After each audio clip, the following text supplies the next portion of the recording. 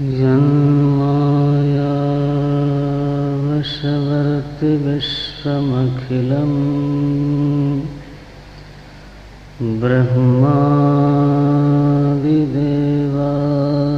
ब्रह्मादिदेवासुराः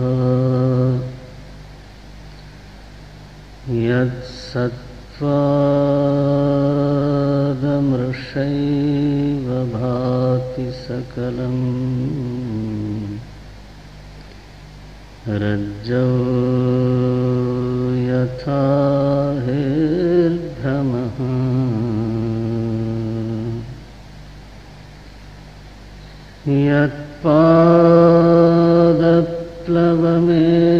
यत्पादप्लवमेकमेव हि भवाम्भोधेः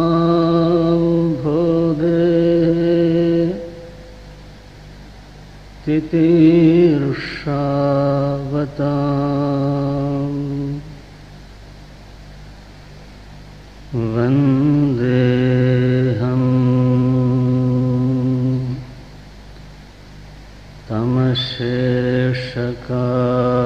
तमशेषकारणपरम्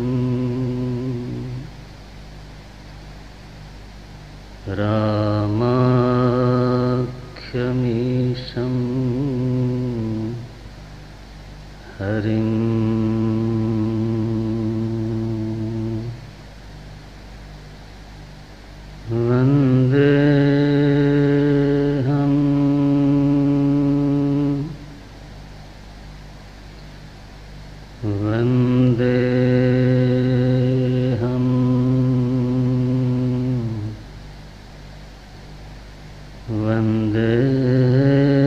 वन्देऽहं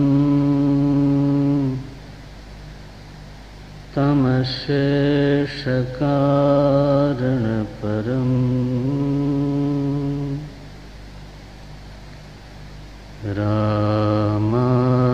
रामाख्यमीशं हरिम्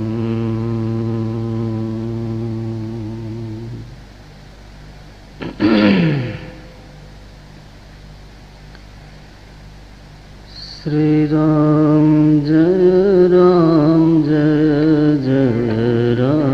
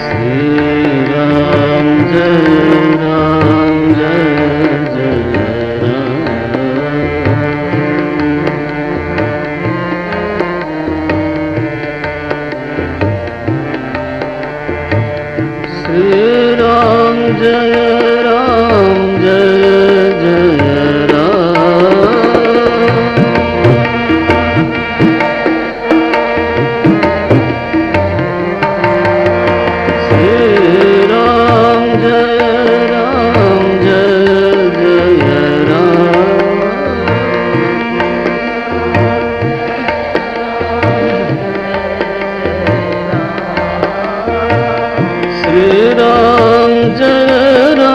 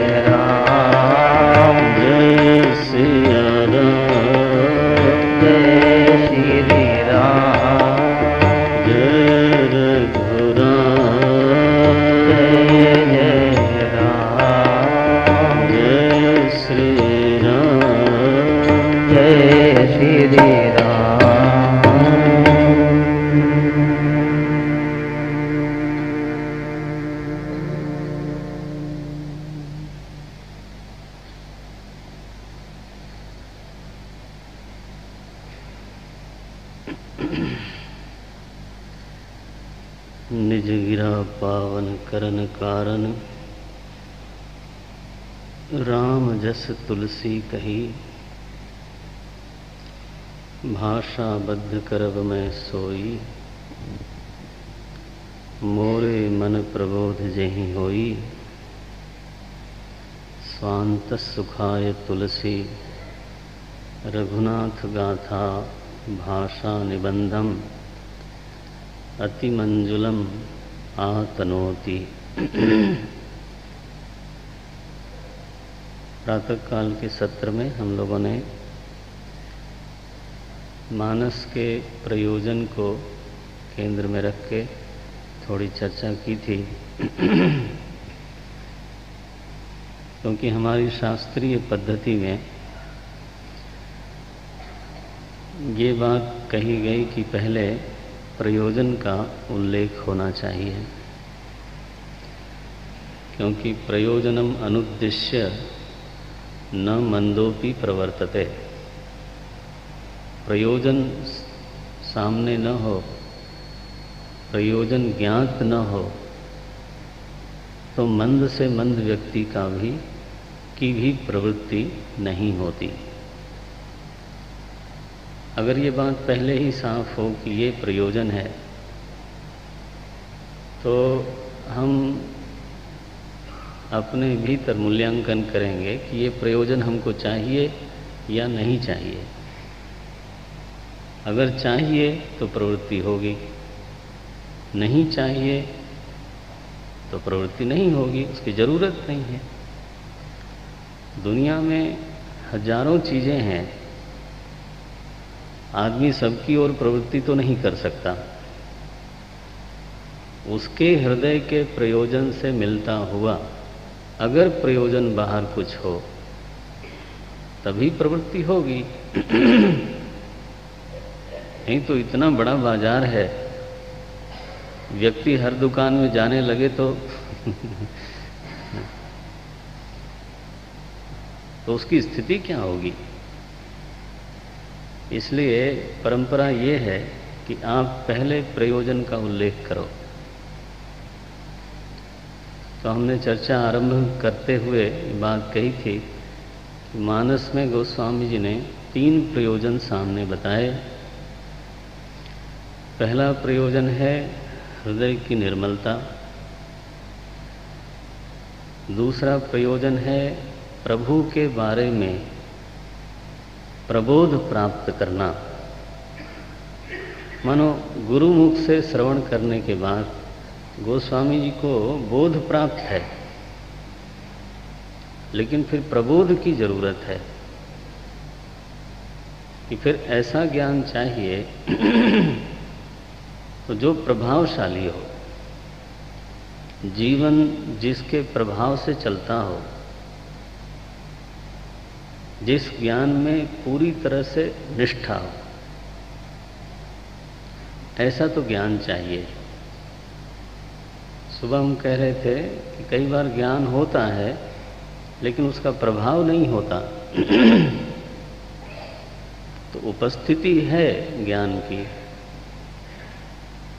लेकिन प्रभाव नहीं होने पर तो उस ज्ञान का जो फल निकलना चाहिए वो निकलता नहीं।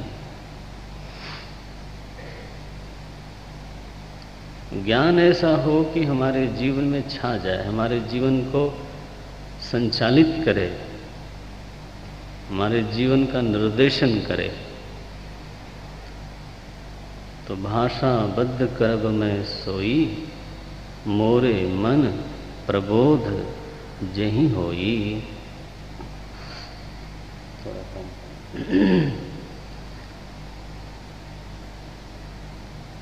दूसरा प्रयोजन ये है। और तीसरा प्रयोजन जो गोस्वामी जी ने कहा कि मानस की रचना मैं करने जा रहा हूँ जिससे कि मेरे भीतर का सुख प्रकट हो जाए, मेरे भीतर के सुख की सिद्धि हो जाए। स्वांत सुखाय तुलसी रघुनाथ गाथा भाषा निबंधम अति मंजुलम आतनोति।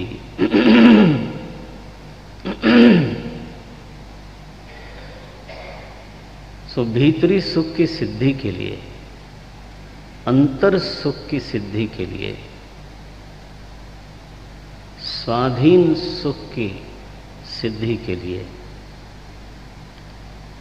अनायास सुख की सिद्धि के लिए,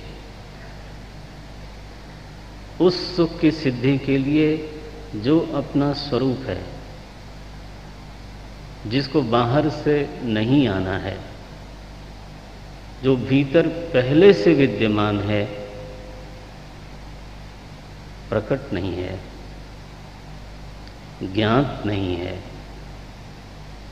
उसमें निष्ठा नहीं है। जो सुख पराया होगा उसमें नित्यता की सिद्धि हो नहीं सकती, क्योंकि वो परिश्रम से बाहर से भीतर लाया जाएगा, और जो चीज़ लाई जाएगी वो वापस भी होगी। जैसे पत्थर को ऊपर फेंकते हैं तो परिश्रम से ऊपर उसको फेंकते हैं, तो जब तक तो उसके पीछे बल लगा हुआ है तब तक पत्थर ऊपर जाता है, लेकिन जैसे ही वो बल पूरा हुआ तो उस पत्थर को नीचे गिरना ही है। ऐसे ही जो परिस्थितियों का सुख है अथवा मनस्थिति का सुख है, वो कर्म का ही परिणाम है।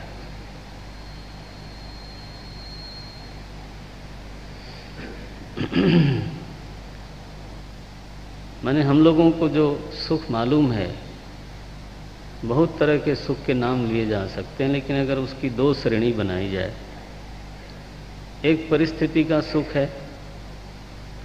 परिस्थिति अगर हमारे अनुकूल है तो उसका एक सुख है, इसको कोई मना नहीं कर सकता। परिस्थिति प्रतिकूल हो तो दुख होता है, परिस्थिति अनुकूल हो तो सुख होता है। अनुकूलम वेदनीयम सुखम। अनुकूलता की संवेदना ही सुख है। परिस्थिति आई कहां से? आकाश में से। परिस्थिति प्रकृति से आई। प्रकृति को ईश्वर ने बलात् भेज दिया? नहीं। हम इतने लोग बैठे हैं लेकिन सबकी परिस्थिति एक जैसी है नहीं। हम एक ही जगत में रहते हैं, एक ही नगर में रहते हैं, बल्कि कई बार एक ही परिवार में रहते हैं, लेकिन फिर भी सबकी परिस्थिति अलग होती है।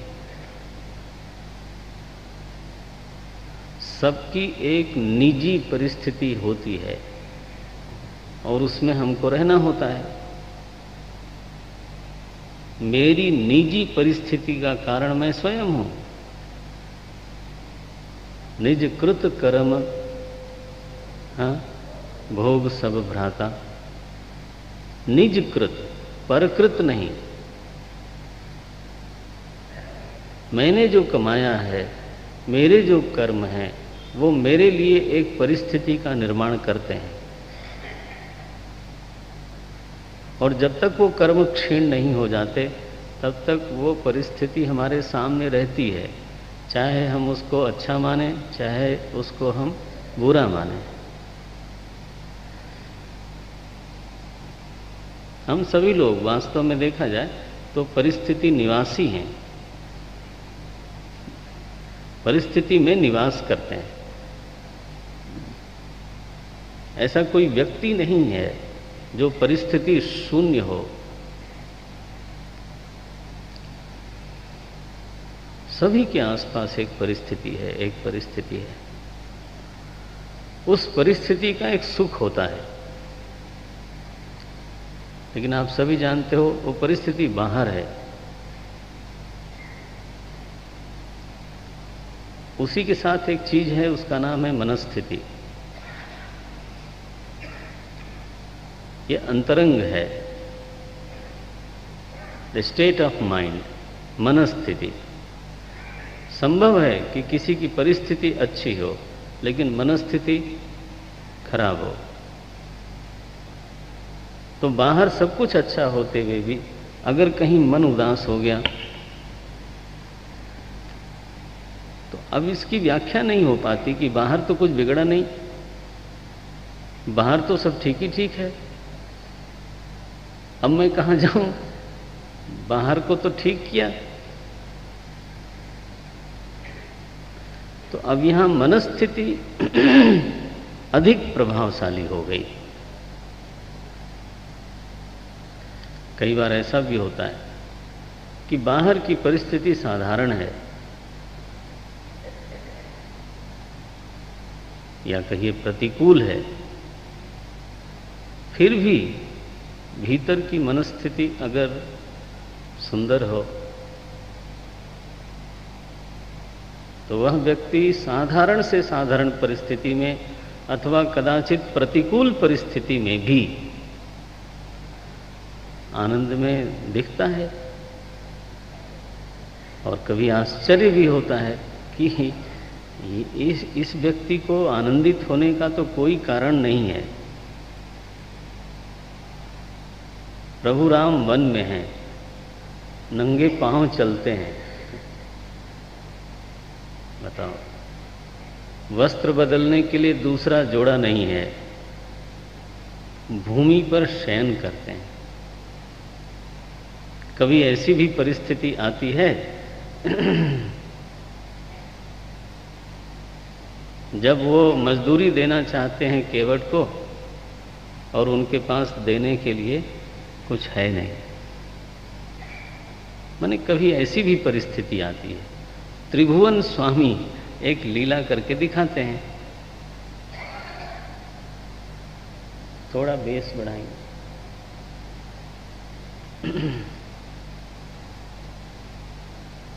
कि कभी ऐसी भी परिस्थिति हो सकती है, लेकिन श्री राम का जो मन है वो परिस्थिति से प्रभावित नहीं है। परिस्थिति के सम्राट हैं। लहरों पे सवारी करना उनको आता है, लहरों के साथ उछलते और डूबते नहीं हैं। मौजों के ऊपर मौज करते हैं। कोई ऐसी मास्टरी हो, किसी की हो सकती है। सो अगर मनस्थिति का आनंद मिले, प्राप्त होवे तो वो भी एक आनंद है और वो ज्यादा दिनों तक रहता है, ज्यादा समय तक रहता है, उसमें स्वाधीनता ज्यादा है, गुलामी नहीं है।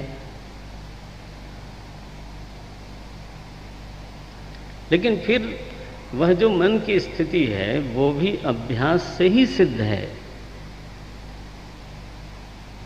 और इसलिए जब जब अभ्यास का बल टूटता है और जब जब अभ्यास का वेग टूटता है, तब तब वो मनस्थिति बिगड़ जाती है। और हम चाहते हैं कि फिर से वो मनस्थिति मिले, फिर से हमको मिले, और इसके लिए फिर से हम अभ्यास करते हैं।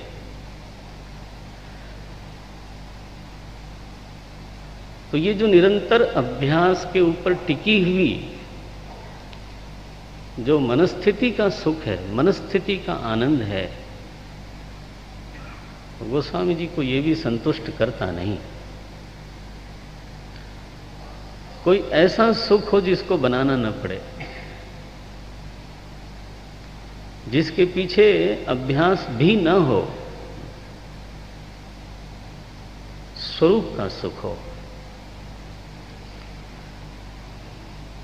अनिर्मित, सहज, स्वयं सिद्ध सुख हो,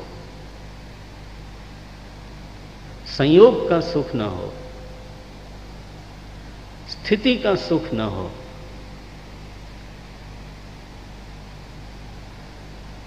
सारे हमारे शास्त्रों में इस बात का उल्लेख किया गया, वही तुम्हारा घर है। जब तक वो सुख मिलता नहीं है तब तक तुम्हें चलना पड़ेगा।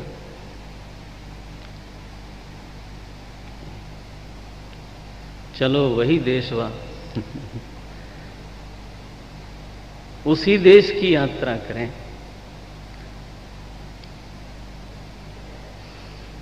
गीता में भगवान ने कहा, जब तक ये सुख प्राप्त नहीं हो जाता तब तक कर्तव्य रहेंगे।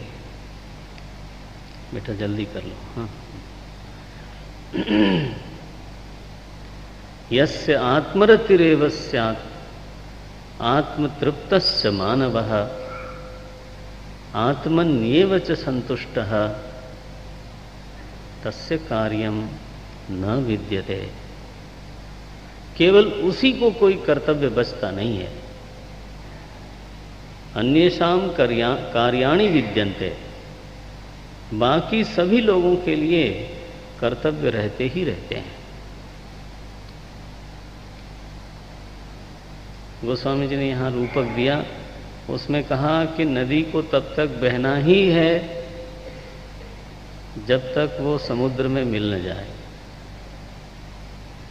जीव को तब तक यात्रा करनी ही है एक देह से दूसरे देह में,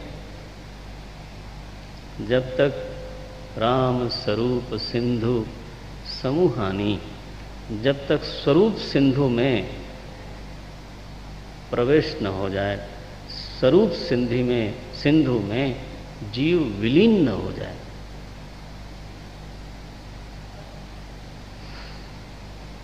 ये मानस का प्रयोजन बताया गोस्वामी जी ने। मैं तो इस प्रयोजन को लेकर के मानस का निबंधन करने जा रहा हूं। स्वांत सुखाय तुलसी रघुनाथ गाथा भाषा निबंधम अति मंजुलम आतनोति। आतनोति माने विस्तारम करोति, तन विस्तारणे। आतनोति विस्तार करने जा रहा हूं।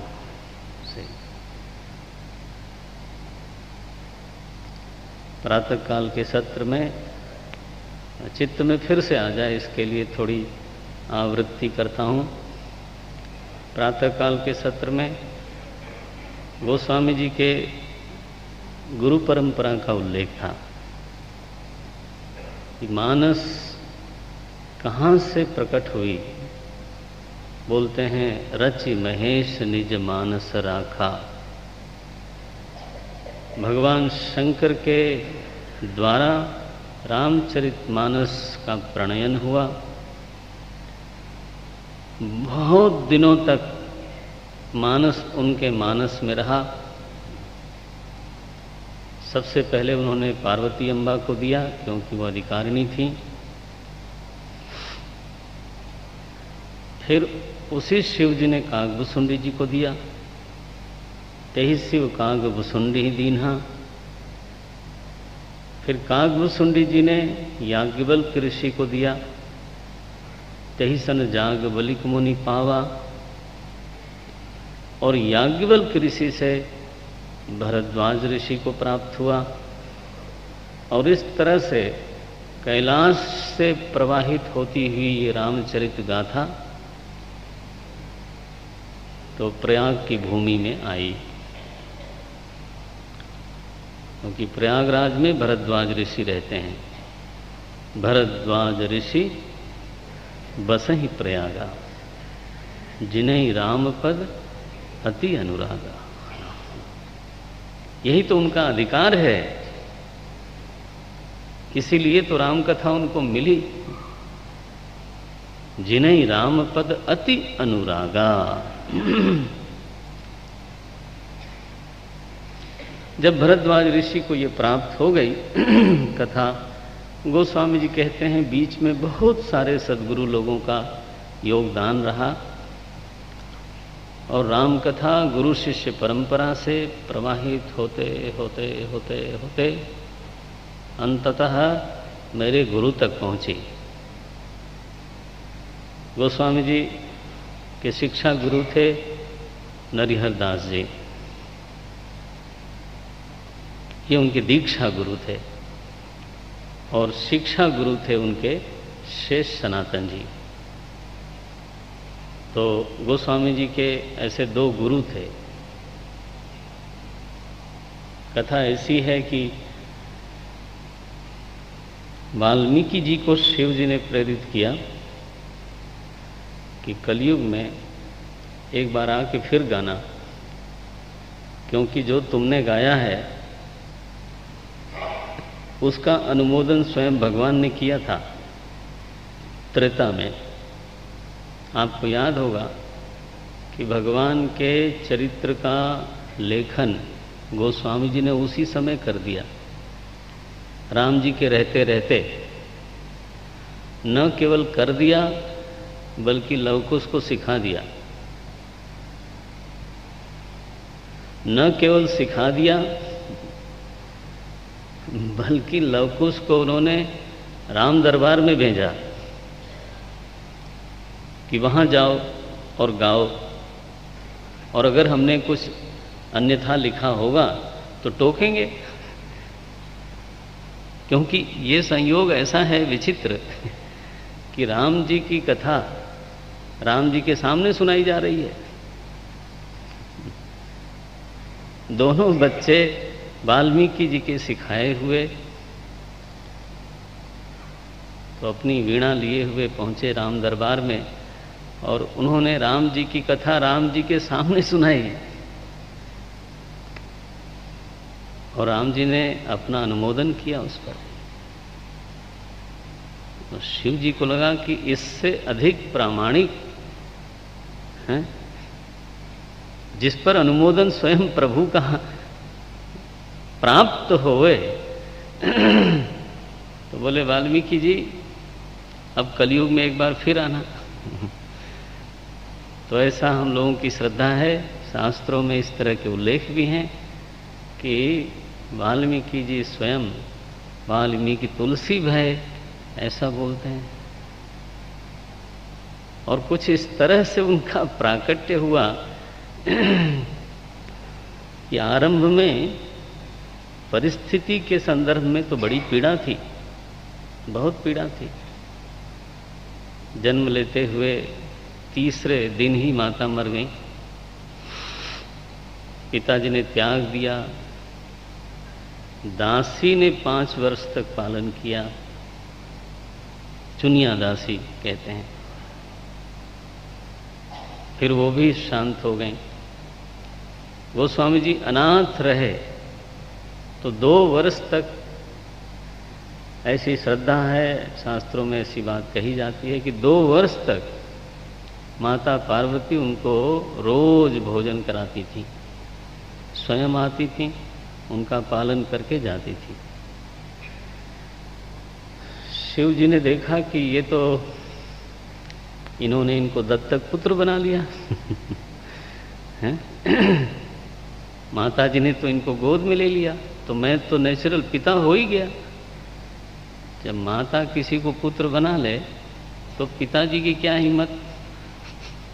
तो शिव जी महाराज को लगा कि अब 7 साल के हो गए तो अब इनके पढ़ने पिता होने के नाते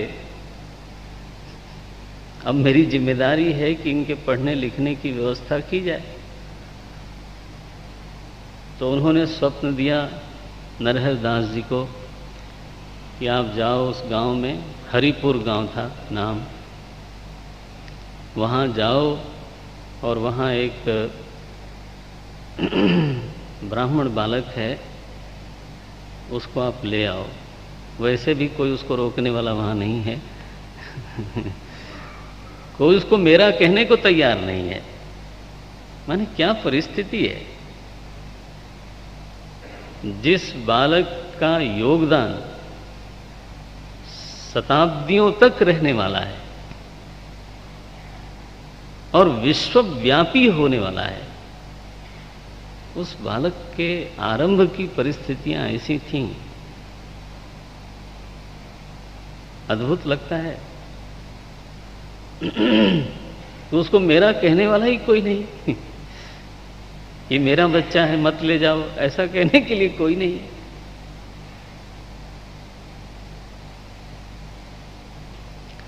आज सोचो हमारे हिंदी भाषा भाषी क्षेत्रों में उपनिषद कितने लोग पढ़ते हैं? कुछ लोग भगवद गीता पढ़ते हैं, वो भी नगरों में ज़्यादा। जो वैदिक संस्कृति, वैदिक चिंतन से हमारे समाज का परिचय है, उसका सबसे अधिक श्रेय अगर किसी को जाता है तो वो गोस्वामी जी को जाता है। गांव-गांव में साधारण से साधारण व्यक्ति को वैदिक चिंतन से जोड़ने वाला जो ग्रंथ है वो मानस ही है। कोई संगठन इतना काम नहीं कर सकता, कोई शिक्षा नीति इतना काम नहीं कर सकती जो एक ग्रंथ ने किया है। लोग बड़े बड़े उपन्यास लिखते हैं, लोग पढ़ते हैं, रख देते हैं, हो गया।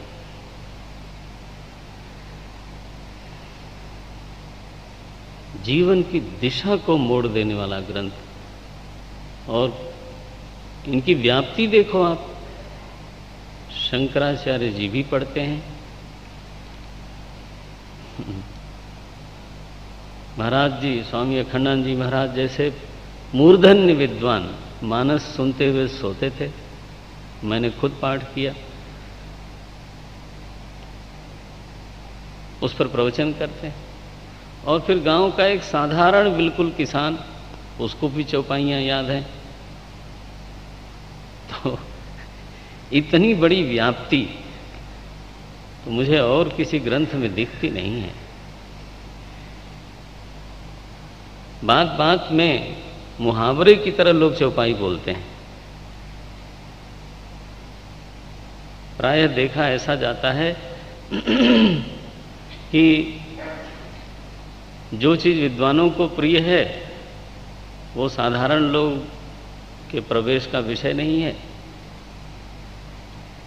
और जो चीज़ें साधारण लोग पसंद कर ले जाते हैं, विद्वान लोग कहते हैं ये बचकानी चीज़ें हैं, इसको क्या पढ़ना।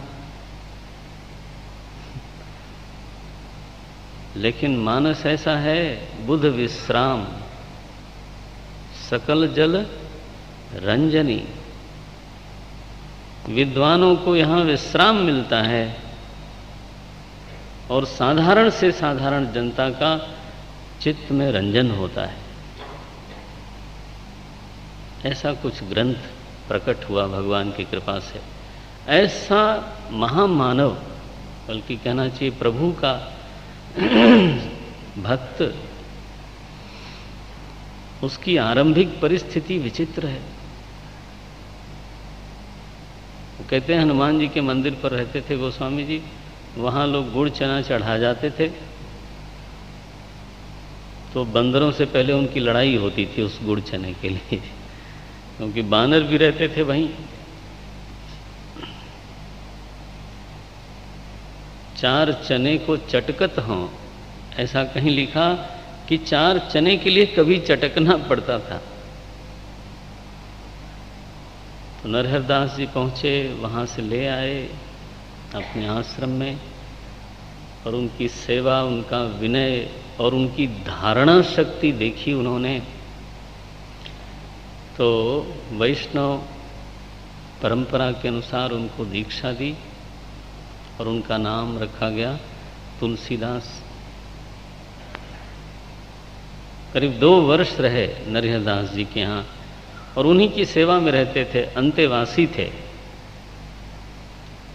उनके छोटे बड़े सारे काम खुद गोस्वामी जी करते थे। वो विद्या उन्होंने गुरु सेवा से प्राप्त की, फीस दे के नहीं और अभिमान पूर्वक नहीं। फिर दोनों गुरु शिष्य लोग काशी की यात्रा पर गए, वहाँ शेष सनातन जी के आश्रम में ठहरे हुए थे। शेष सनातन जी की दृष्टि पड़ी गोस्वामी जी के ऊपर।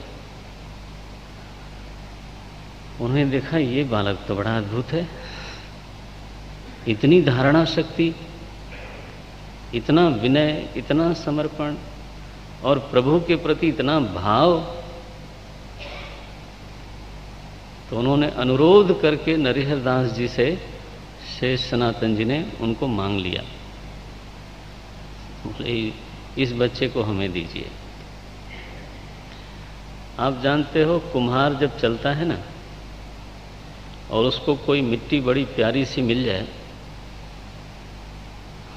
तो वो जरूर वहां ठहर जाता है। बोले इस मिट्टी से जो घड़ा बनेगा वो बहुत बढ़िया बनेगा। एक कुम्हार में एक सहज प्रवृत्ति होती है। बहुत अच्छे आर्टिस्ट, बहुत अच्छे कलाकार शिमोगा से, कर्नाटक में शिमोगा है, वहां से सिद्धबाड़ी आए थे काष्ठ मंडपम बनाने के लिए जो सत्संग हाल में है। लेकिन उनको ठहराया गया था एक टेंट में, जगह नहीं थी उस समय। तो वो कभी घूमने गए होंगे आसपास, तो उनको मिट्टी बड़ी प्यारी लगी। अब देखो, तो उनको लगा कि इस मिट्टी से कुछ बनाना चाहिए। तो जो समय उनको मिलता था उससे वो मिट्टी को उन्होंने संस्कारित किया और उस मिट्टी से हनुमान जी की इतना बड़ा विग्रह बनाया उन्होंने।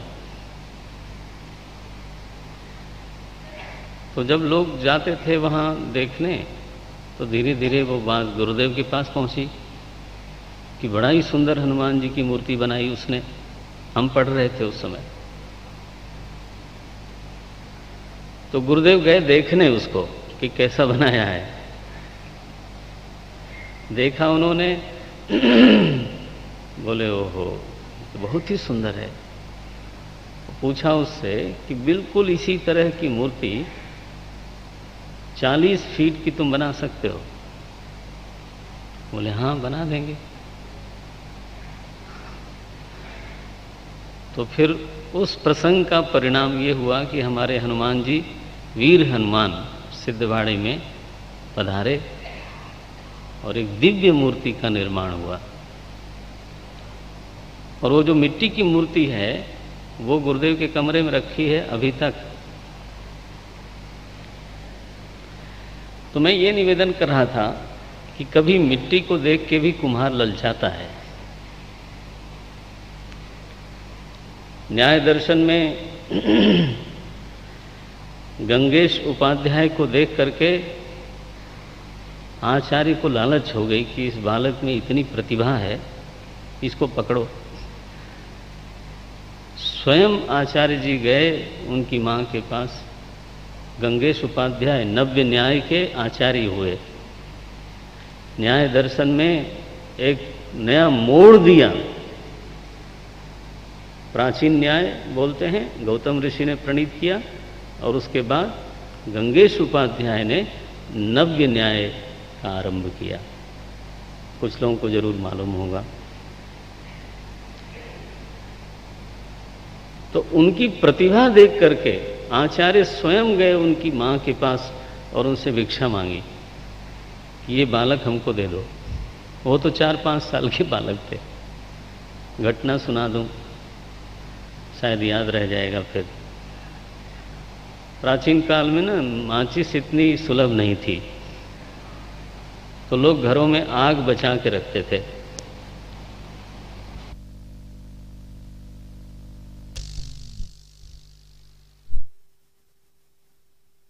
तो गंगेश उपाध्याय गए, 4 साल का बालक। उन्होंने कहा बाबा आग दो, माँ ने मंगवाया है। तो उन्होंने देखा कि आग लेने आया तो है लेकिन लेगा कहाँ, कुछ पात्र तो लाया नहीं। तो बोले कहाँ दूं, तुम्हारे हाथ पे दे दूं? तो वहाँ तो राख का ढेर लगा हुआ था।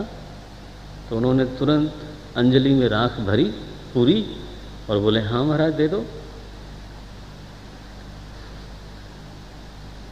जब आचार्य जी ने देखा कि अरे इस बालक में ऐसी प्रतिभा है कि मैंने तो इसको ऐसे थोड़ा सा झिड़की देने के लिए बोला था और इसने एकदम कर दिया, पीठ ठोंकी, शाबाश। और फिर दूसरे दिन पहुंचे भिक्षा मांगने उसकी माँ के पास।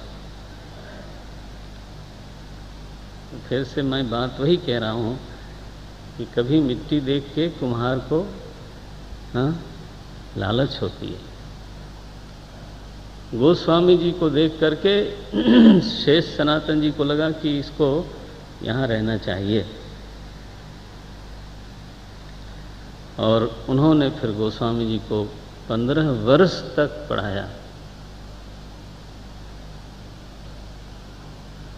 मानस जिस रूप में हमको प्राप्त है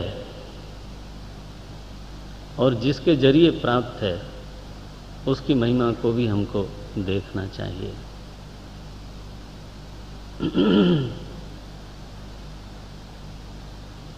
पीछे ही बैठ जाना चाहिए।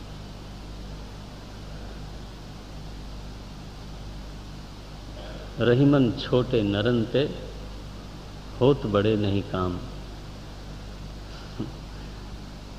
छोटे व्यक्ति से बड़ा काम नहीं होता। बड़ा काम होने के लिए भी कमाई चाहिए। रहीमन छोटे नरन ते होत बड़े नहीं काम। मढ़त नगाड़ा ना बने चूहे केरे चाम। चूहे के चमड़े से नगाड़ा नहीं बढ़ा जाता। रामचरितमानस साधारण लोगों के जरिए प्रकट नहीं हो सकती थी। उसको प्रकट करने वाले में भी कुछ बात होगी, है ना। तो थोड़ा उनको भी याद कर लेते हैं, गोस्वामी जी को भी याद कर लेते हैं। 15 वर्ष तक वेद वेदांग पढ़ा। ज्योतिष पर गोस्वामी जी की इतनी अच्छी पकड़ थी कि उन्होंने ज्योतिष की अपनी एक प्रश्न शलाका बनाई। मानस में आपने देखा ही है, और लोग उससे गणित करते हैं। हमें याद है बचपन में छोटे छोटे काम के लिए आओ चलो देखते हैं उसमें, और आंख बंद करके लड़के अपनी घुमाते हैं लकड़ी, फिर गिनते हैं, और अगर अपने हिसाब का फल नहीं आया तो दूसरी बार करते हैं। क्योंकि ज्योतिष कोई इसलिए थोड़ा देखता है कि प्रतिकूल फल आवे। जब तक कोई अनुकूल चौपाई ना आ जाए तब तक उसको बट उनकी पकड़ है व्याकरण पर, छंद पर, ज्योतिष पर, निरुक्त पर, कल्प पर, शिक्षा पर, वेद वेदांत पर। साफ शब्दों में गोस्वामी जी बोलते हैं वेदांत वेद्यम विभुम। भगवान वेदांत के द्वारा वेद्य हैं। गोस्वामी जी ने लिखा वेदांत वेद्यम विभुम। इतना गहन अध्ययन, परंपरा से पूरी तरह से परिपुष्ट होकर के फिर गोस्वामी जी मानस की रचना करते हैं। वो भी कब? 72 वर्ष में पक गए। करीब करीब 2 साल 8 महीने लगे उनको रचना करने में। इतने समय तक उनके चित्त की स्थिति कैसी रही होगी? सोवत जागत शरण तिहारी, उसी तरह के विचार आते होंगे। ये मानस प्रकट हुआ। मैं पुनि निज गुरु सन सुनी कथा, सो सूकर खेत, समझे नहीं तस बालपन, तब अति रहूं अचेत, तदपि कहु गुरु बारंबारा, समुझि परउ कछु मति अनुसारा, भाषा बद्ध करब में सोई, मोरे मन प्रबोध जहीं होई। पीछे बैठ जाए, आगे ना आने की कोशिश, देर में आए तो पीछे बैठ जाए।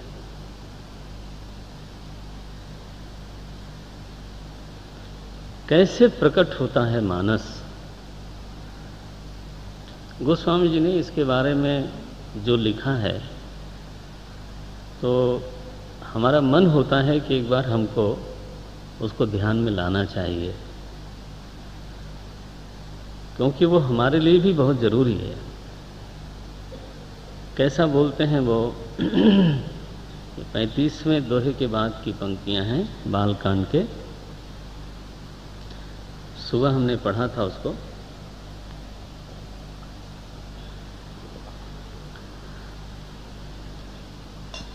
बोलते हैं, सुमति भूमि, मिला ना? बालकांड 35वें दोहे के बाद तीसरी पंक्ति।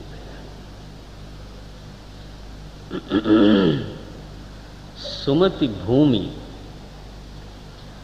थल हृदय अगाधु। अपना मोबाइल बंद ही रखा जाए तो अच्छा है।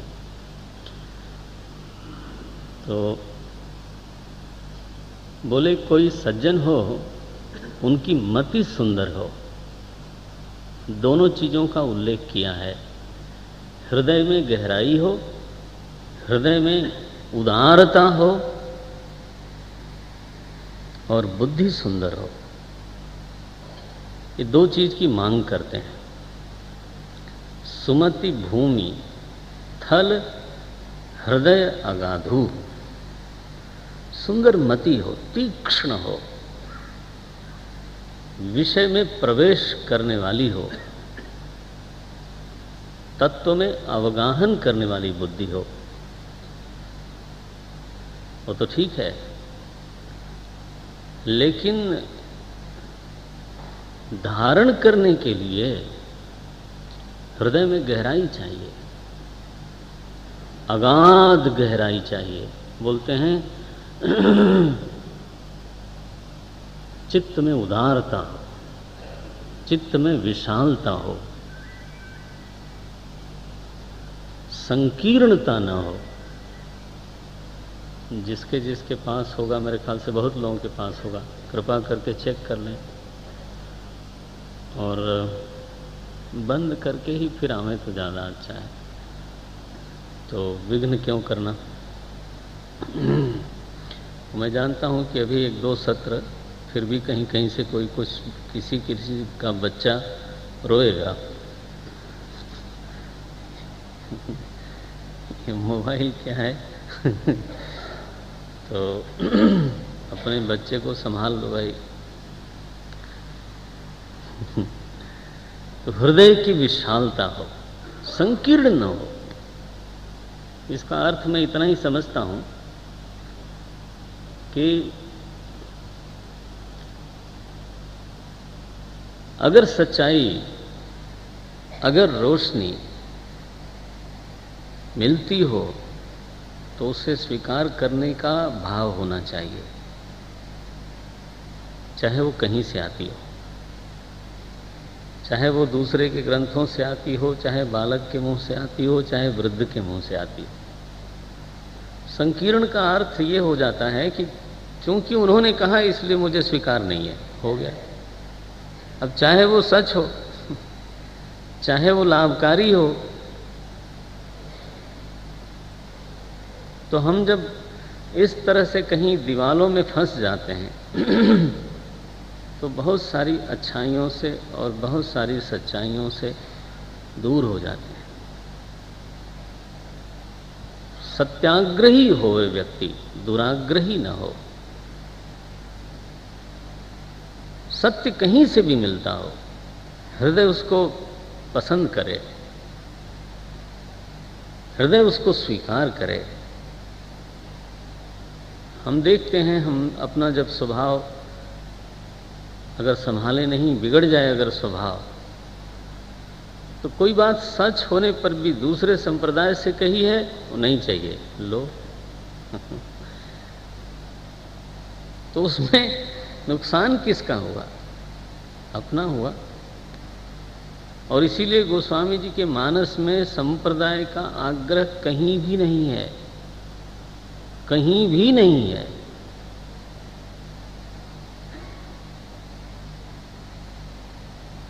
कोई ये नहीं कह सकता कि इसी संप्रदाय की बात लिखी है। हमें यही कहने का मन होता है कि जो वैदिक विषय है वो गोस्वामी जी ने प्रस्तुत किया है, उसमें अद्वैतवाद, उसमें कर्मवाद, उसमें उपासना, उसमें शरणागति और उसमें व्यावहारिक ज्ञान, व्यवहार की नीतियां, सब कुछ है। माने जब व्यवहारिक बात करते हैं गोस्वामी जी तो आश्चर्य होता है। बोले रिपु पर प्रीति, आगे रिपु पर प्रीति परम कदराई। बताओ, अब ये व्यवहार के स्तर पर बोले कोई शत्रु हो और उस पर आप प्यार की बात करते हो तो वास्तव में वो प्यार व्यार कुछ नहीं है। क्या है वो कायरता है। जो गोस्वामी जी सिया राम में सब जग जानी की बात करते हैं, किसी दूसरे ने नहीं लिखा, दोनों पंक्तियां उन्हीं की हैं।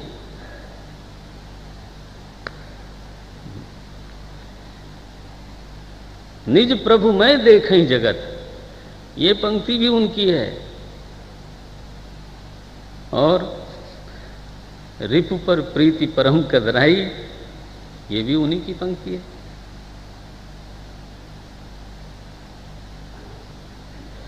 काटे जीव जो ले बसाई, श्रवण मोदी न तो चले पराई, ये पंक्ति भी वही लिखते हैं। अद्भुत है। उसका हेतु है हृदय अगाधु। सारे स्तरों का जो सच है, जीवन के बहुत स्तर हैं, जिस स्तर का जो सच है वो स्वीकार्य है। हृदय ऐसा सहज होना चाहिए कि सत्य को स्वीकार करने में उसको मजा आवे, मेहनत न करनी पड़े, रिजेक्ट न करे। इसलिए बोलते हैं सुमति सुंदर मति हो, कुशाग्र हो, ग्रहण करने लाली हो। लेकिन केवल ग्रहण करने से, समझ लेने से नहीं होगा। हृदय अगाध हो, ये तो भूमि हो गई जहां पानी को टिकना है। पानी का स्रोत कहां है? बोले वेद पुराण उदधि। तो रामचरितमानस में जो ज्ञान जल भरा हुआ है, वो जल कोई कहीं और से नहीं आया है, समुद्र से आया है। समुद्र क्या है? वेद पुराण।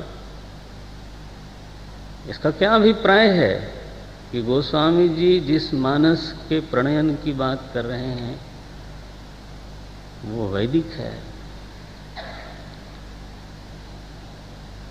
वेद से हट करके उसकी बात करना सही नहीं हो सकता। तो वेद पुराण उदधि, बोले वो तो ठीक है, लेकिन वेद पुराण तो अगर सागर है तो सागर का जल खारा होता है।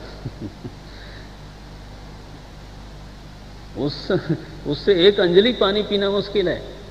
वो ठीक है कि पानी का स्रोत वही है, लेकिन समुद्र के किनारे वाले प्यासे मर जाते हैं। अंजलि लें तो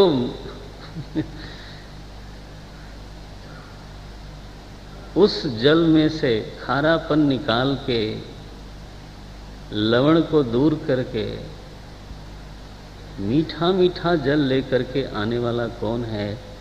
बोले बादल। वो बादल कौन है? बोले साधु। देखो पंक्ति कैसे लिखते हैं, वेद पुराण उदधि घन साधु।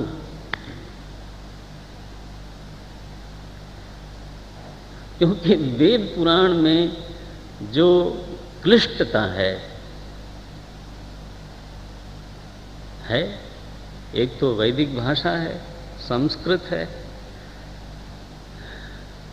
व्याकरण न जानने वालों की बात क्या करें? व्याकरण जानने वाले प्रवेश नहीं कर सकते जब तक उनको परंपरा से श्रवण मनन का अवसर न मिला हो। तो उसमें वो खारापन तो है। एक हमारे ब्रह्मचारी जी उठे तो उन्होंने सोचा कि ब्रह्मसूत्र लाओ पढ़ डालते हैं। तो अब समुद्र के किनारे पहुंचे पानी पीने के लिए। तो अब वो कितना पानी उन्होंने पिया होगा मालूम नहीं। कई बार मन में फुरफुरी होती है। हमने चारों वेद मंगवा के रखे सिद्धबाणी में कि अब हम चूंकि अधिकतम वहीं रहते हैं, तो अब ये अवसर मिला है तो थोड़ा स्वाध्याय करें। अभी वो व्यस्तता ऐसी है कि मैं कर नहीं पा रहा हूं। समुद्र के किनारे बैठे हैं। वो ग्रंथ गंभीर से गंभीर हमारे पास आ जाए तो आचमन कर लेंगे, ऐसा जरूरी थोड़ो है। पी लेना छोड़ो, आचमन करना मुश्किल होता है। वेद पुराण उदधि। गोस्वामी ने कैसा सुंदर रूपक रखा, घन साधु। तो इसलिए जो विद्वान संत लोग हैं वो फिर वहां से मीठा जल निकालते हैं। जो निर्मल जल है, आप जानते हो वर्षा का जल बहुत अत्यंत निर्मल है, विशुद्ध होता है। वो तो भूमि परतभा ढाबर पानी। हाँ, अन्यथा वर्षा का जल तो डिस्टिल्ड वाटर है। संत लेकर के आता है उसको। इन बादलों में कौन सा पानी भरा है? गोस्वामी जी जो बात कहते हैं उसमें कहीं हमारे लिए, हम सबके लिए सावधानी भी है कि साधु अगर वो पानी लेकर के चल रहा है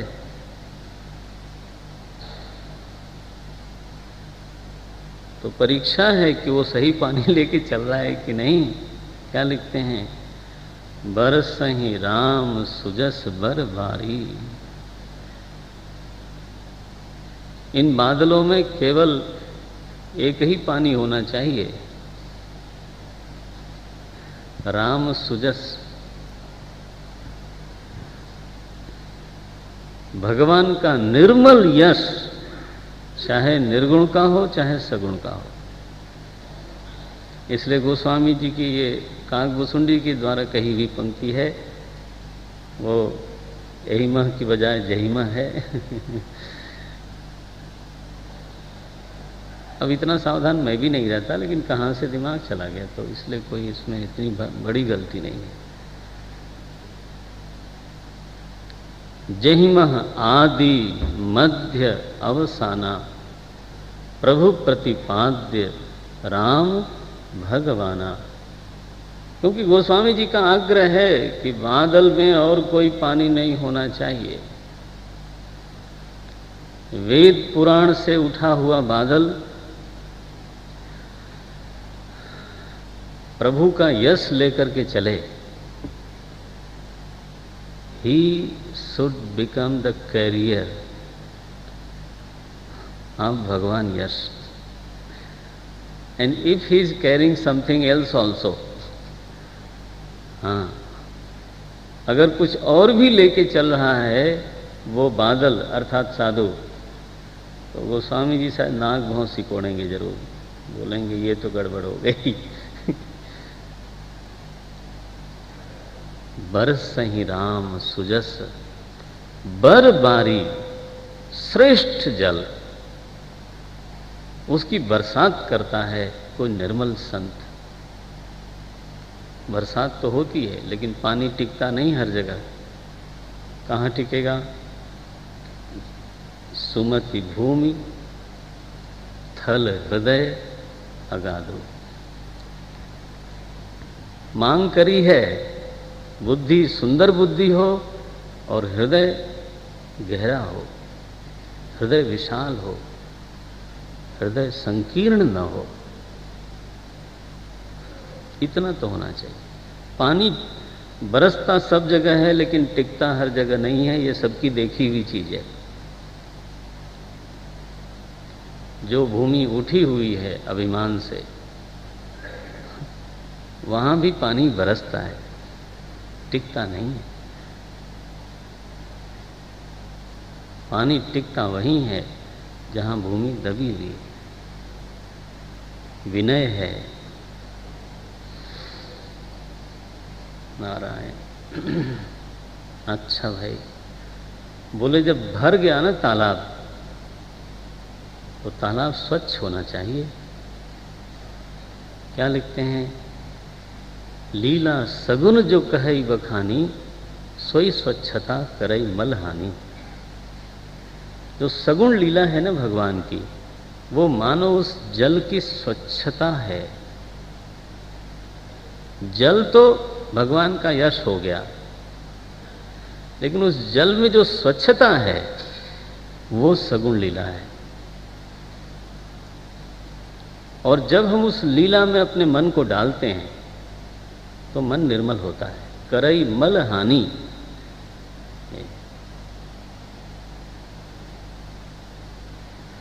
कोई पूरी गहराई में उतर जाए,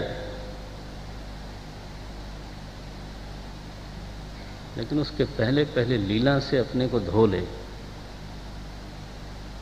प्रभु की जो मधुर मधुर लीलाएं हैं, उदात्त लीलाएं हैं,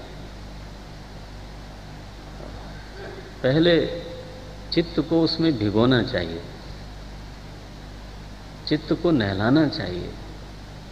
सुबह मैं बोल रहा था कि केवट ने जब प्रणाम किया तो भगवान को संकोच होता है, और जब इसकी याद करता है ना भक्त, तो उसका मन भी विह्वल हो जाता है कि बताओ, त्रिभुवन स्वामी को संकोच होता है, प्रभु ही सकुच यही नहीं कछु दीना।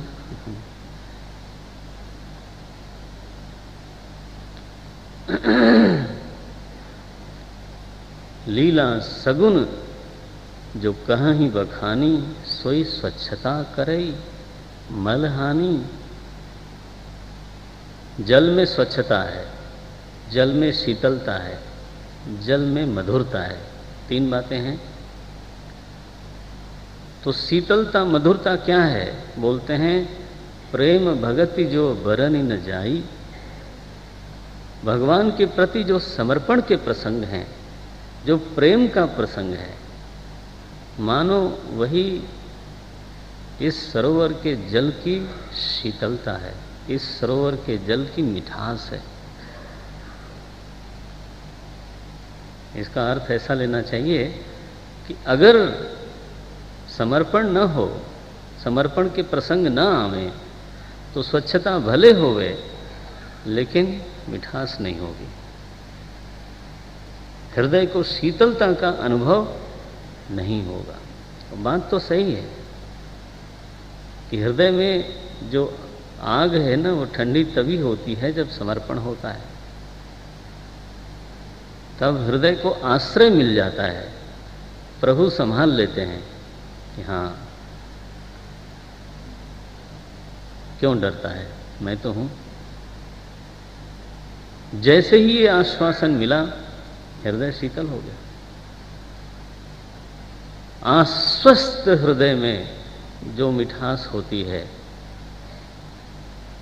वो विह्वल हृदय में कभी नहीं होती। तो देखिए क्या बोलते हैं, प्रेम भगति जो बरनि न जाई, सोई मधुरता।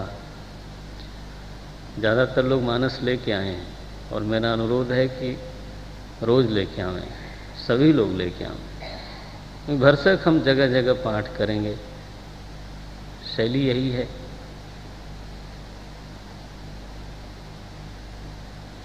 सोई मधुरता सुशीतलताई, बोले यह जो जल है, जल बरसता है ना तो धान की फसल होती है। बोलते हैं ये जो जल है ना राम यश का, ये सज्जनों के लिए परम हितकारी है और भक्तों के लिए तो जीवन है। सो जल सकृत सो जल सुकृत साल हित होई। साली माने धान की फसल। जो सज्जन लोग हैं, सत्कर्मी लोग हैं, उनके लिए परम हितकारी है। और जो भक्त लोग हैं, राम भगत जन जीवन सोई।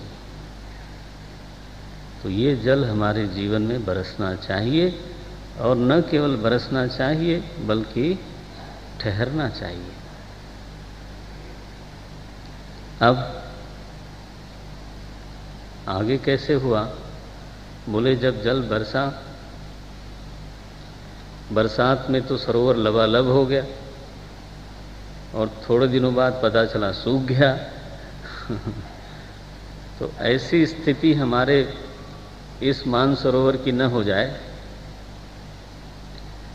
इसके लिए मेधा चाहिए। मेधा, याददाश्त, धारणा शक्ति। तो मेधा मही भीतर जाए और वहीं ठहर जाए। तो पानी ठहर गया, थोड़ा समय बीता। तो आप जानते हो बरसात के बाद जब सर्दी आती है हल्की हल्की सी, तो अपने आप ही नदियाँ स्वच्छ हो जाती हैं। सरोवर का पानी नीचे धूल धक्कड़ जम जाता है और ऊपर निर्मल जल होता है। उसी तरह से हम लोगों के हृदय में, किसी भक्त के हृदय में वो पानी ठहरा और निर्मल हो गया, सेटल हो गया, सुस्थिर हो गया, मानसरोवर बन गया। कोई ऐसा संत होवे तो उसके सुमति में, उसके अगाध हृदय में, उसकी मेधा में राम यश भरे, और उसको गोस्वामी जी ने नाम दिया सुमानस। भरे उस सुमानस सुथल थिराना। अब अगर हम वहां जाएं नहाने के लिए माने आप समझते हैं उसके सत्संग करने के लिए, तो सुमानस का निर्माण हो गया, उसमें राम यश भरा हुआ है, उसमें लीला की स्वच्छता है, उसमें समर्पण की मिठास है, उसमें प्रेम की शीतलता है, सब है।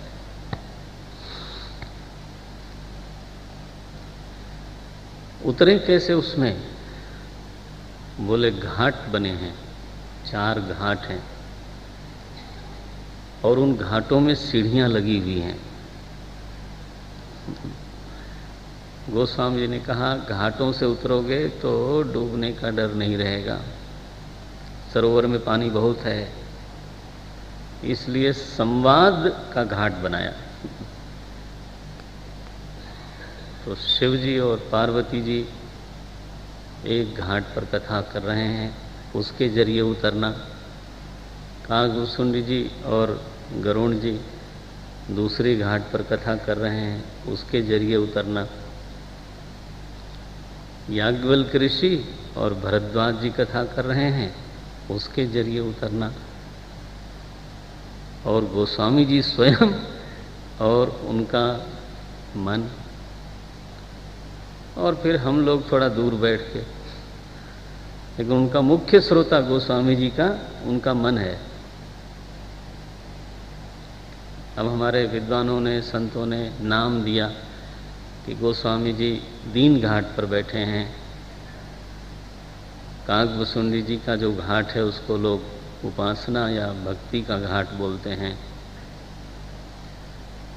शिव जी को ज्ञान घाट बोलते हैं लोग। अब यहीं पे मैं अटकता हूँ, क्योंकि कई संगति तो लग जाती है, फिर कहीं संगति नहीं लगती है तो पूरा रूपक छोड़ना पड़ता है। तो अब याज्ञवल्क्य को कर्म घाट बोला जाए?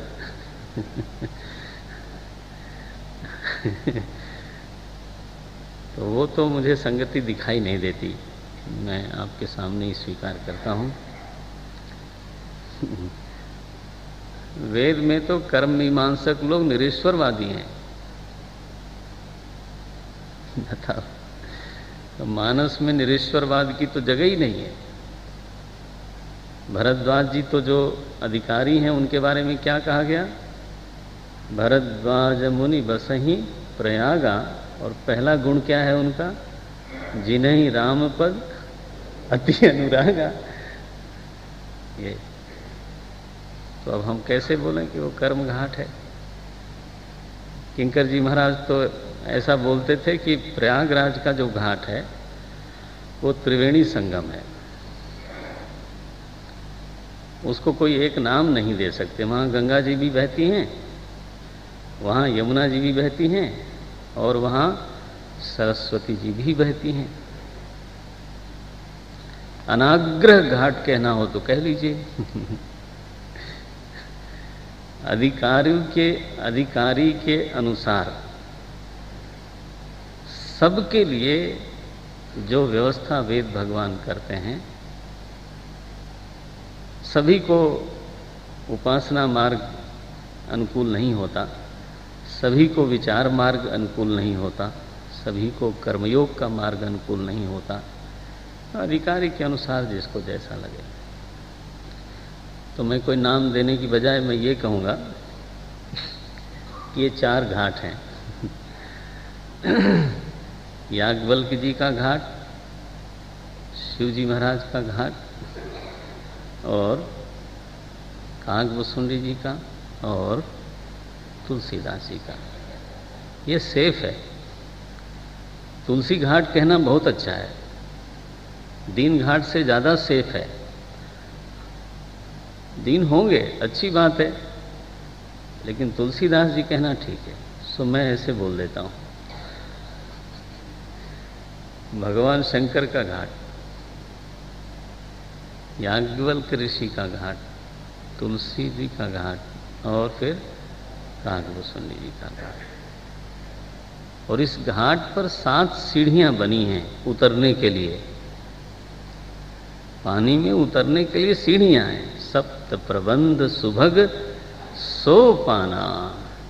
ये 7 कांड जो हैं, 7 सोपान, इसी से साधक धीरे धीरे धीरे धीरे उतरता है। गोस्वामी जी कहते हैं ऐसा एक मानसरोवर है जिसमें प्रभु का यश भरा हुआ है लबालब। घाट बने हुए हैं, सीढ़ियां बनी हुई हैं, उसके चारों तरफ बगीचा है, अमराई लगी हुई है, आम का बगीचा है। संतों की जो सभा है ना, वही अमराई है। और बोले घाट में कोई कूड़ा कचरा न फेंके, गंदा न कर दे, उसको बिगाड़ न दे, इसके लिए पहरेदार रखे हुए हैं। ओहो, कौन सी एजेंसी के पहरेदार हैं भाई?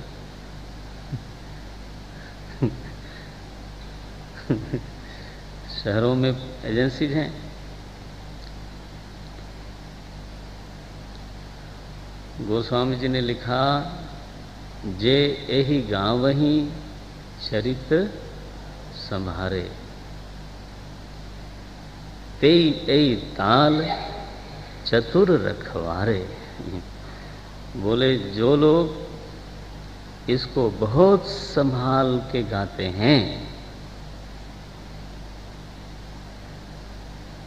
जिम्मेदार लोग,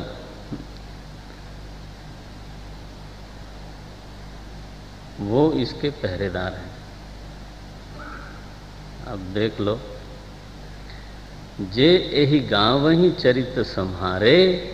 37वें दोहे के बाद की पंक्ति है। 37वें दोहे के बाद की पहली ही पंक्ति है।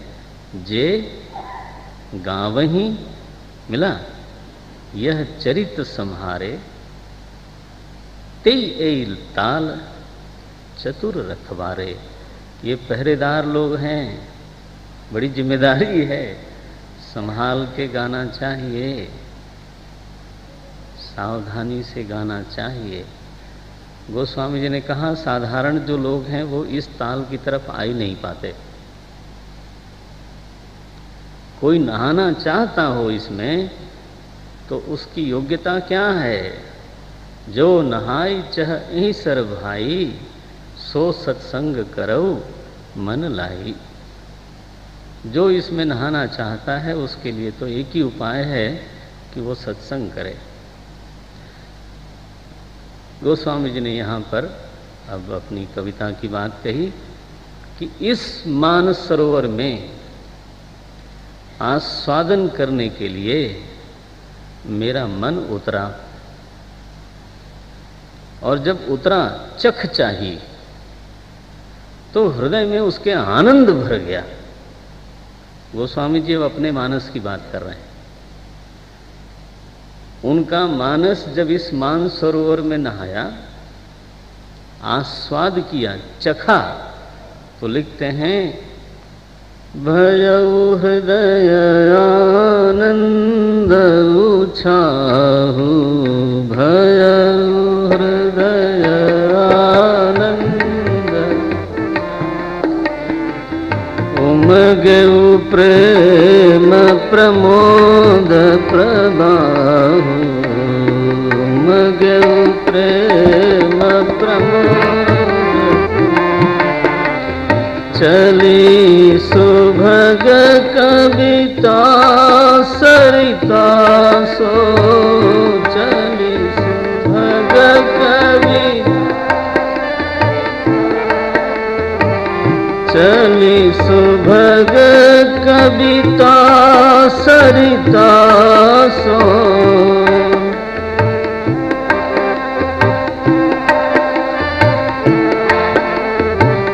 राम विमल जस जल भरिता सो, राम विमल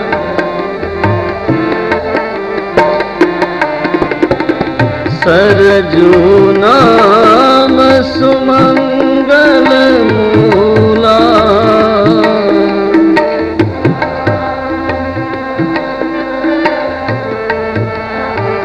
सरजू नाम सुमंगल मूला।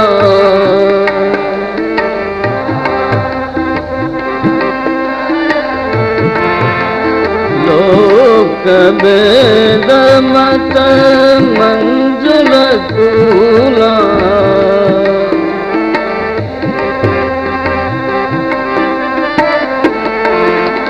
नदी पुनीत सुमान सनंदिनी, नदी पुनीत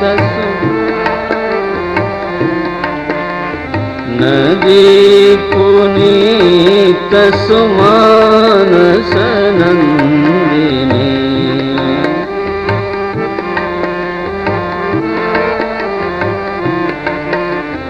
कलिमल तृण तरुमूल निकंदिनी,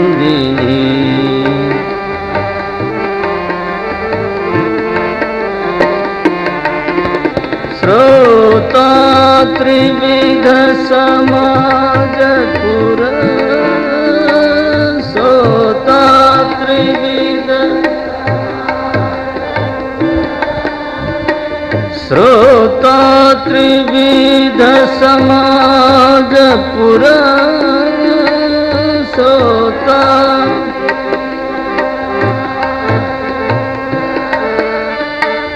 ग्राम नगर दुहकून,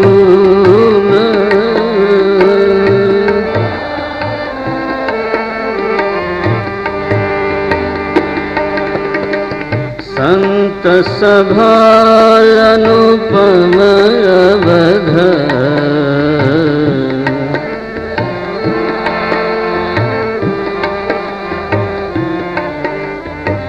सकल सुमंगल मूल।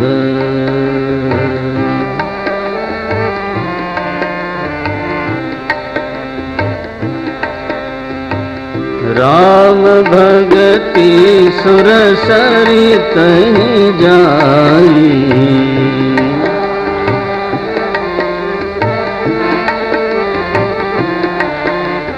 राम भगति सुर सरित जाई।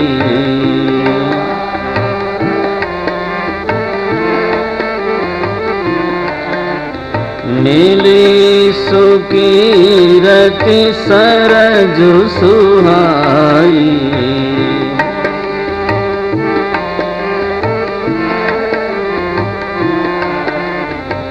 सानुज राम समर जसु पावन,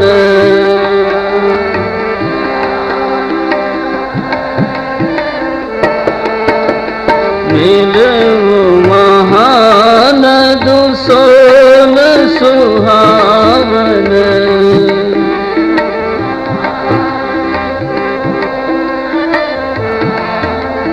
जुग बिच भगति देव धुनि धारा,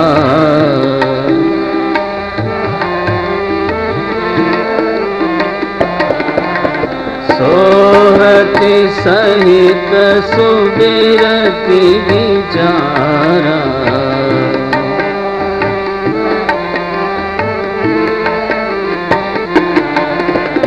त्रिविध ताप त्रासकति मुहानी,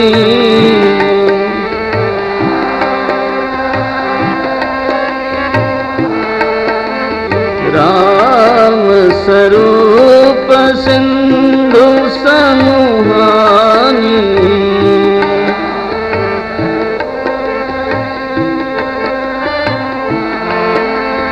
त्रिविध ताप त्रासकति मुहानी,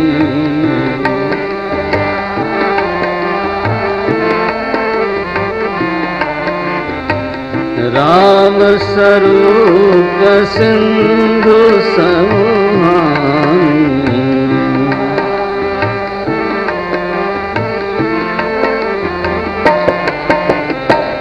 मानस मूल मिली सुर सरी,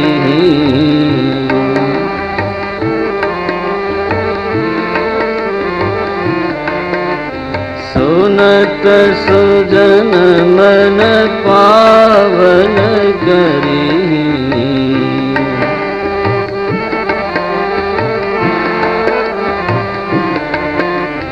बिच बिच कथा विचित्र विभागा,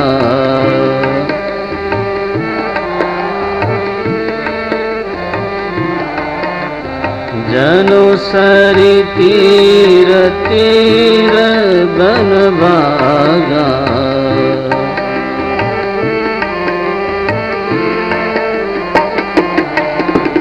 उमा महेश विवाह बराती, उमा महेश विवाह बराती, उमा महेश विवाह बराती।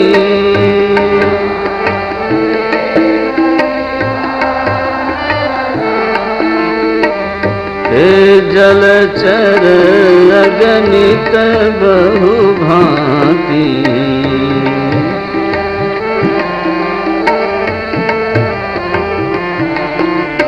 रघुबर जनमय नंद बधाई।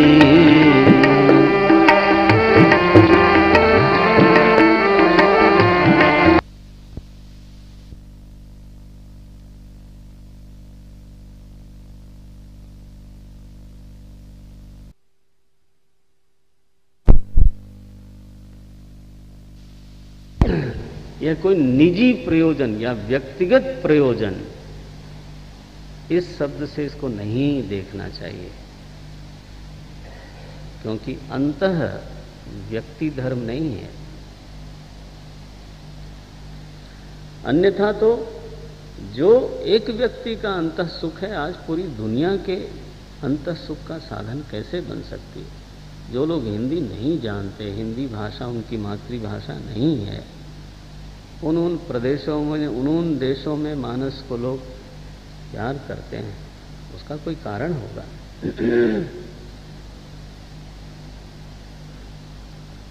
स्वांत सुखाय तुलसी। तो प्रयोजन जो मानस का है सामने, वो तीन दिखाई देता है। चित्त की निर्मलता, बोध की निष्ठा, और अंत में आनंद की अभिव्यक्ति, आत्मरमण की सिद्धि, अंतःरमण की सिद्धि। मानस के यही तीन प्रयोजन गोस्वामी जी ने सामने रखे, और इन तीनों प्रयोजनों की सिद्धि उनके जीवन में तो खैर थी ही थी, मानस के जरिए हम लोगों को भी हो सकती है। और इसलिए अवसर है प्रभु ने हमको दिया, इसका जितना लाभ हो सकता है हमें लेने का अपनी ओर से अवश्य प्रयास होना चाहिए। गोस्वामी जी की गुरु परंपरा का हमने तो उल्लेख कर दिया। मानस का प्राकट्य किस तरह से होता है,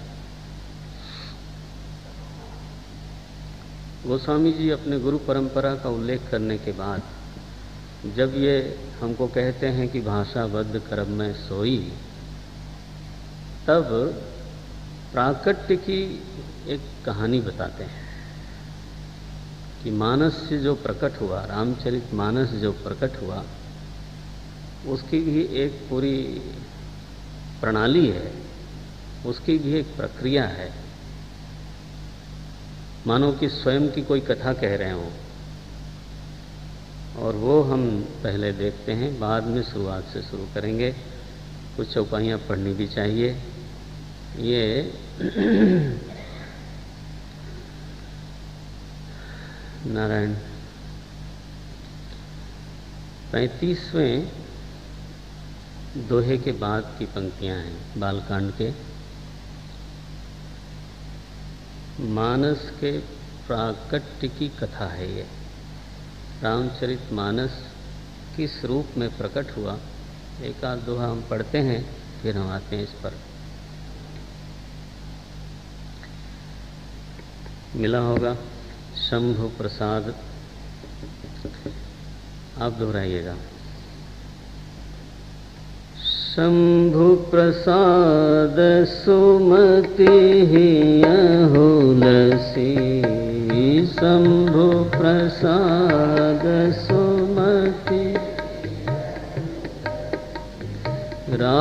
रामचरित मानस कवि तुलसी, रामचरित मानस कवि तुलसी, शंभु प्रसाद सुमति हुलसी,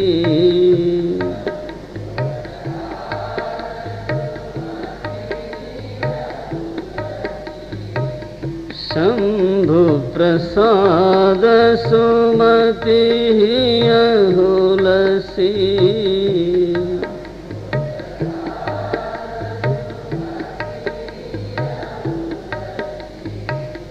रामचरित मानस कवि तुलसी, रामचरित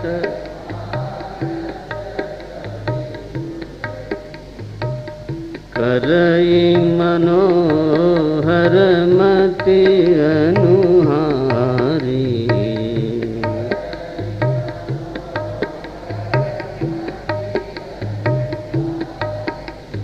सुजन सुचित सुनी ले सुधारी।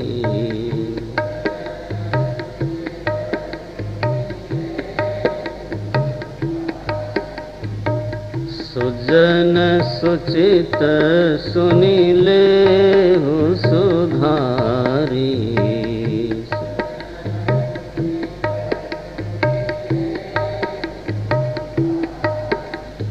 सुमति भूमि थल हृदय गाधु।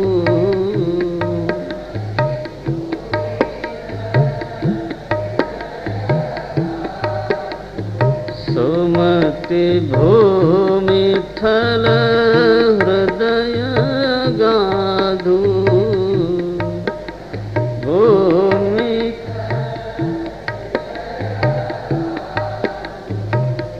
वेद पुराण उदरी घन साधु।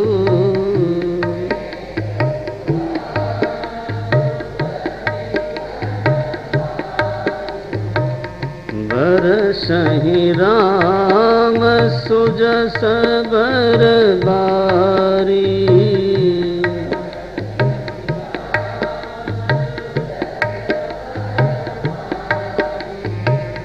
मधुर मनोहर मंगलकारी।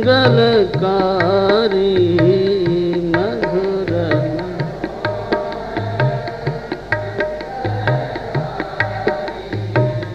बरसहि राम सुजस बर बारी।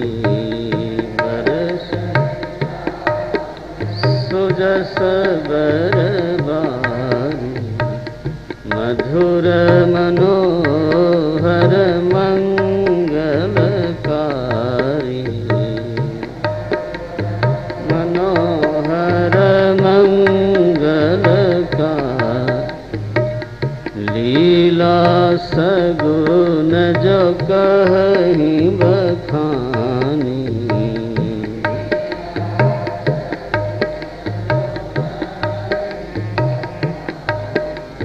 सोई स्वच्छता करई मलहानी। छता करई मल प्रेम भगति जो बरई न जाई।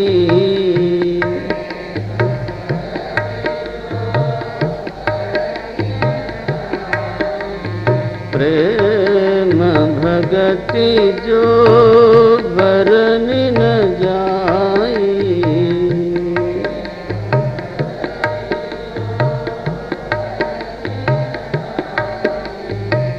सोई मधुरता सुशीतलताई।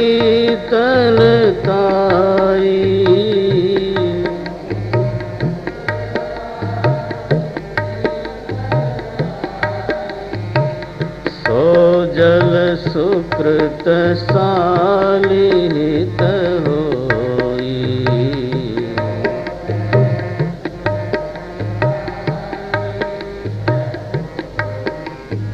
राम भगत जन जीवन सोई।